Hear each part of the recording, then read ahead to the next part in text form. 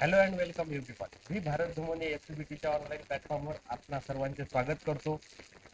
तर तुम्हाला दिसत आहे न्यू इंडिया अशुरन्स लिमिटेडची बंपर व्हॅकन्सी आलेली आहे. आपण याच्या आधी एसबीआय क्लर्कच्या व्हॅकन्सी बद्दल बोललो, ज्याच्यामध्ये तुम्हाला ऑल इंडिया प्लस महाराष्ट्र याच्यामध्ये खूप साऱ्या व्हॅकन्सी दिसत आहेत. आणि जर एसबीआय क्लर्क बद्दल जर तुम्ही पाहिलं तर महाराष्ट्रामध्ये 1900 प्लस व्हॅकन्सी, म्हणजे हे खूप जास्त व्हॅकन्सी झालेली आहे. आणि दोन्ही सिलेबस एक्झामचा जर तुम्ही सिलेबस पॅटर्न पाहिला तर सेम आहे, ज्याच्यामध्ये तुम्हाला मॅथ, रिजनिंग, इंग्लिश आणि कशा प्रकारे आणखी काय क्रायटेरिया आहे, विद्यार्थ्यांनी कशा प्रकारे प्रिपरेशन केली पाहिजे त्याबद्दल आपण याच्यामध्ये जाणून घेऊ. तर न्यू इंडिया अशुरन्स लिमिटेडच्या पण तुम्हाला 500 पोस्ट इथं दिसत आहेत. आणि याच्यामध्येही as a same SBI clerk सारखेच तुम्हाला सर्वात जास्त वॅकन्सी ही आपल्या महाराष्ट्र स्टेटमध्ये दिसणार आहे. तर कशा प्रकारे आपला अप्रोच असला पाहिजे आणि काय सिलेबस आहे, कशा प्रकारे फॉर्म भरायचा आहे, ही डिटेल इन्फॉर्मेशन आपण आता लगेच पाहून घेऊ. तर इथं तुम्हाला दिसत असेल recruitment of 500 post for the assistant म्हणजे क्लरिकल लेवलची व्हॅकन्सी आहे, ज्याच्यामध्ये तुम्हाला इन्शुरन्स कंपनीमध्ये जॉब मिळणार आहे. आणि जॉबचा जो काही सॅलरी आहे ती 50,000 प्लस तुमच्याकडे सॅलरी असणार आहे. तर खूप चांगली अशी तुमच्या समोर ऑपॉर्च्युनिटी आहे.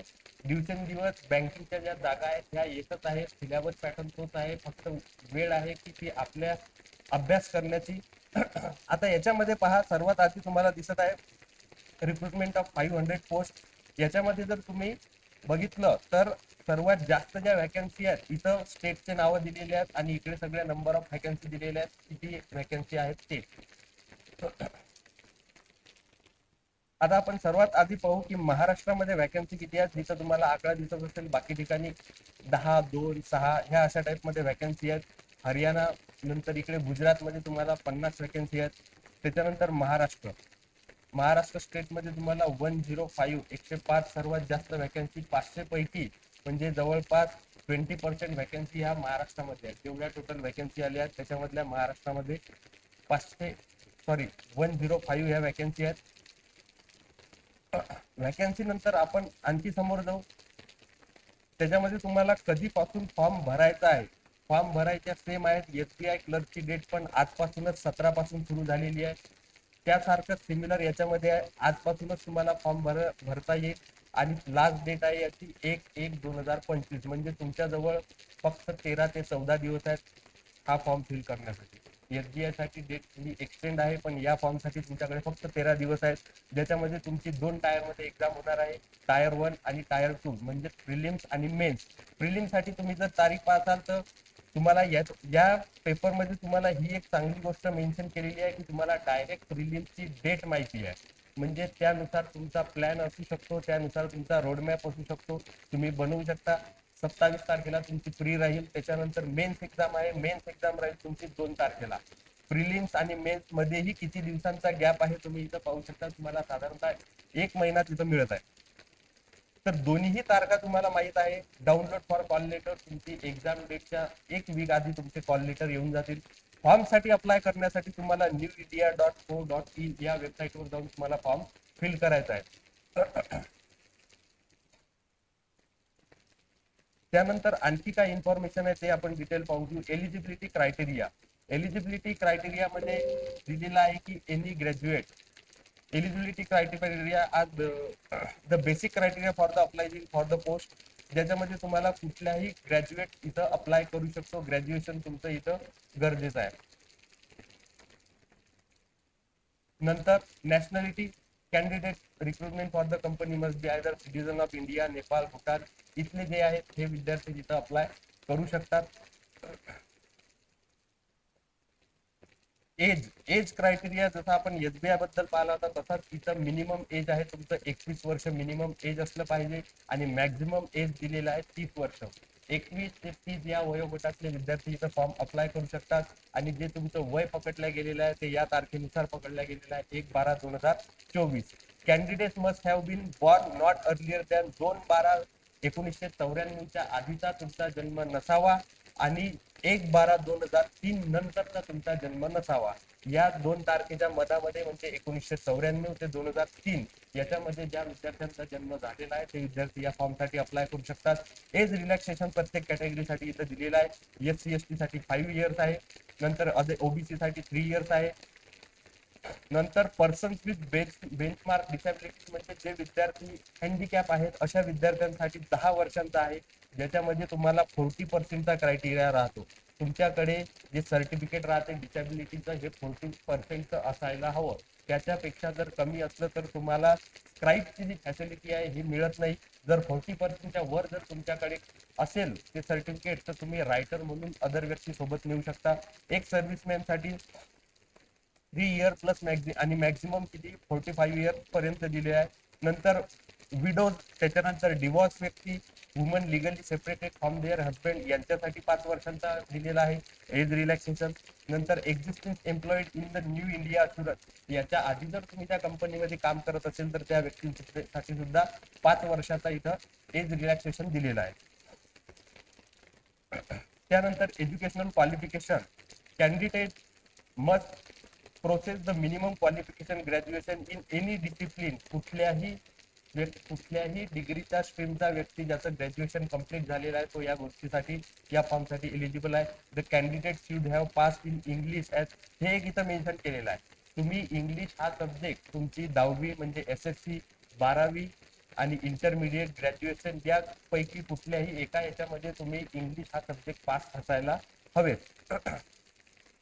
त्यानंतर तुमची डिग्री कंप्लीट झालेली असावी, 1/12/2024 पर्यंत तुमची डिग्री कंप्लीट असावी.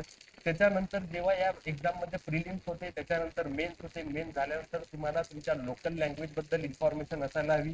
Knowledge of reading, writing, speaking of regional language of the state UTs against the vacancies for which the candidate wishes to apply is essential.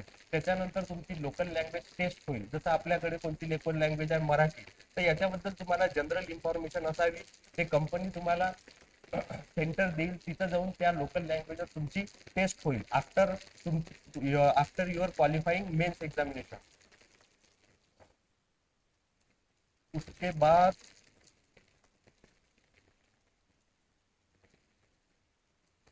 Guidelines आणखी दिलेले आहेत डिसॅबिलिटी वाल्या स्टुडंटसाठी, ते तुम्ही पर्सनली वाचू शकता डिटेल नोटिफिकेशन मध्ये.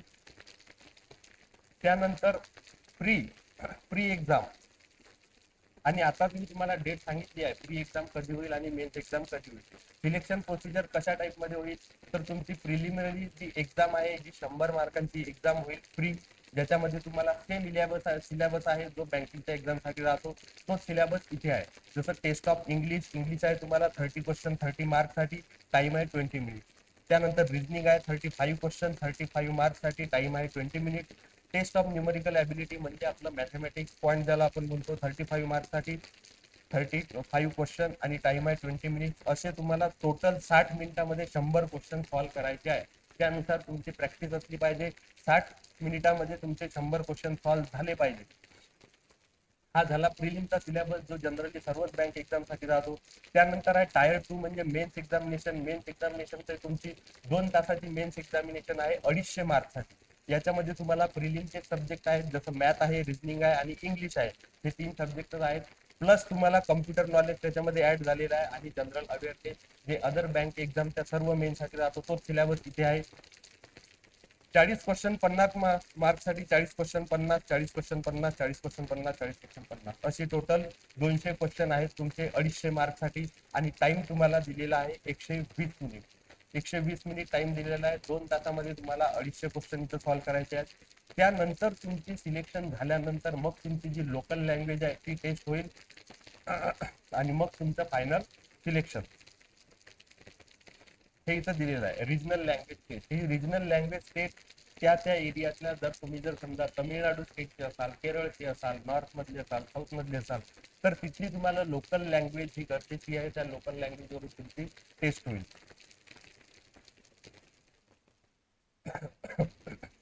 इथं तुम्हाला डॉक्युमेंटची लिस्ट दिलेली आहे. पूर्ण डॉक्युमेंटच्या लिस्टचा तुम्ही स्क्रीनशॉट काढू शकता.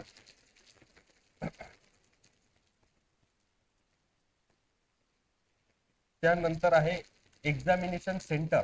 आता एक्झामिनेशन सेंटर मध्ये तुम्हाला इथं दिसेल की प्री एक्झाम साठी तुम्हाला जास्त सेंटर दिलेले आहेत. मेन्स साठी तुम्हाला सेंटर थोडं दूरचं मिळू शकते. महाराष्ट्रासाठी जर आपण पाहू तर तुम्हाला अमरावती जे विद्यार्थी असतील यांना अमरावती प्री साठी सेंटर आहे. मेन्स साठी तुम्हाला मुंबई, ठाणे, नवी मुंबई आणि पुणे इथं जावं लागू शकते म्हणजे जावंच लागणार आहे जर तुम्ही प्री क्वालिफाय झाले तर.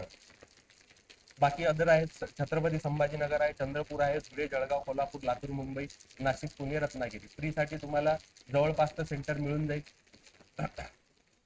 त्यानंतर अप्लिकेशन करताना तुम्हाला फी किती आहे, तर SC ST, त्यानंतर PWMD म्हणजे पर्सन विथ बेंचमार्क डिसॅबिलिटी, ज्याच्या आता मी 40% बद्दल बोललो, किंवा एक्स सर्व्हिसमॅन यांच्यासाठी फीज आहे ओनली 100 रुपीज. अदर दॅन त्याच्यासाठी आहे 850 रुपये तुम्हाला फीज आहे.